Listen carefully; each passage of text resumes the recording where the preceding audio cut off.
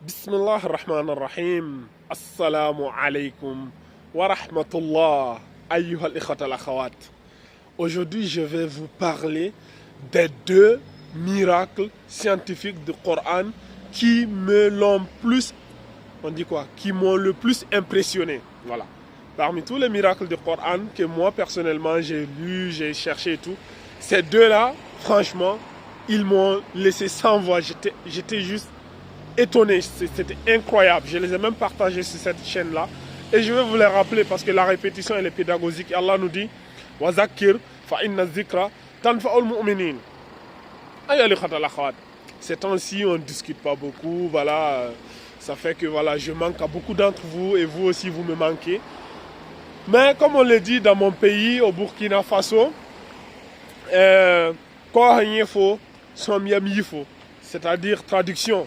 Mieux vaut que les gens te disent « Oh, il y a longtemps on t'a vu » plutôt que « Oh, on a marre de te voir ». Donc, c'est un signe que voilà, il y a toujours l'amour entre nous.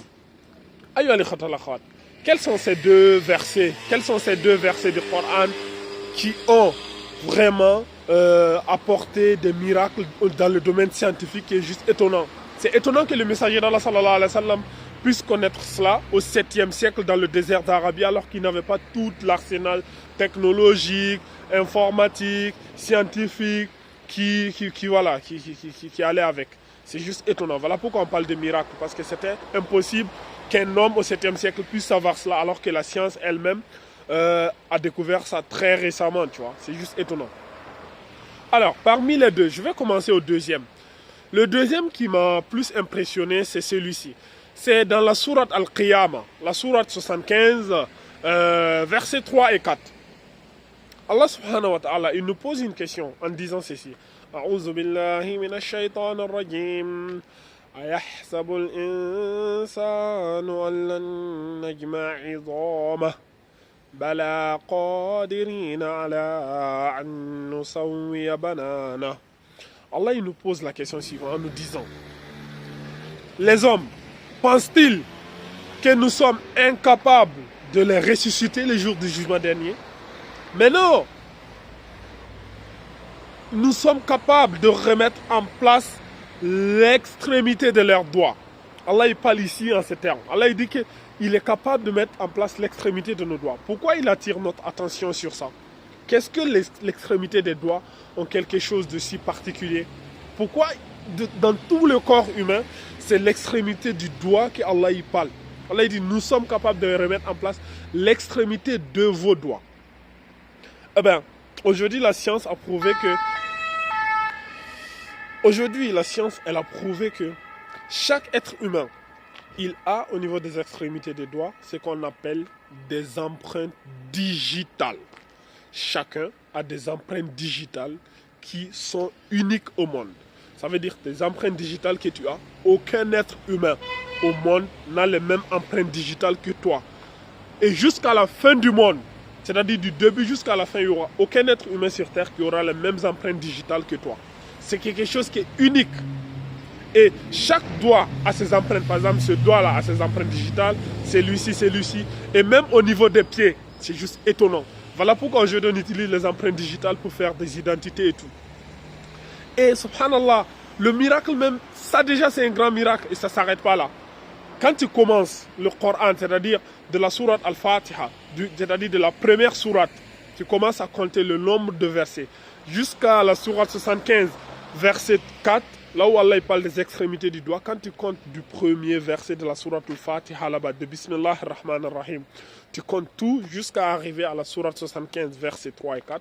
Quand tu comptes tous ces versets, le nombre total est de 5555.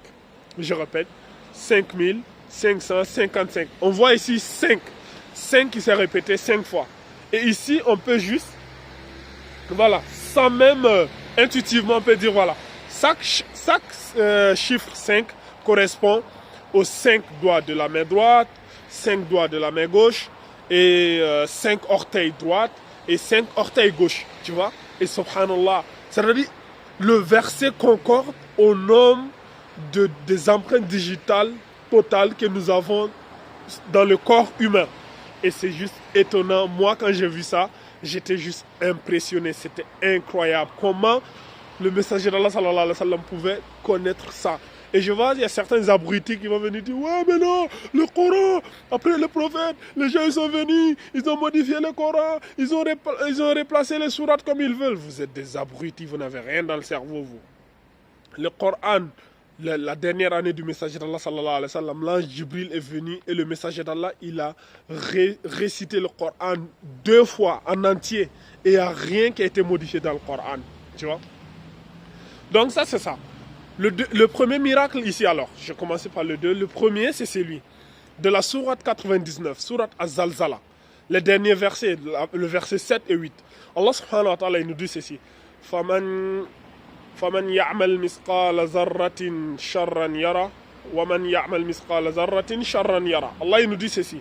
Celui qui fait le bien, fût-ce le poids d'un atome, le verra. Et celui qui fait le mal, fût-ce le poids d'un atome, le verra. Allah nous attire ici en nous disant que l'atome est petit, tu vois. L'atome, c'est l'une des plus petites particules de la matière, tu vois. Parce que déjà, les scientifiques, ils avaient dit l'atome, c'est la plus petite particule de la matière. Le Coran a réfuté cela dans un autre verset. Mais pour ne pas faire une longue vidéo, on va laisser ce verset-là tranquille. Ici, Allah il nous dit, celui qui fait le bien, fût-ce le poids d'un atome, le verra. Et celui qui fait le mal, fût-ce le poids d'un atome, le verra. Allah il nous parle ici que l'atome est petit. Tu vois, et rien que dans ce verset encore, Allah il nous donne les particules de l'atome. Parce qu'un atome, il est chargé de protons, c'est-à-dire de charges positives, et d'électrons, de charges négatives. Tu vois, l'atome, il est constitué de particules, c'est-à-dire l'atome lui-même se subdivise. Tu vois, donc l'atome n'est pas la plus petite particule de la matière. Dans un autre verset, Allah il a parlé de cela. Je reparlerai ça dans un autre verset.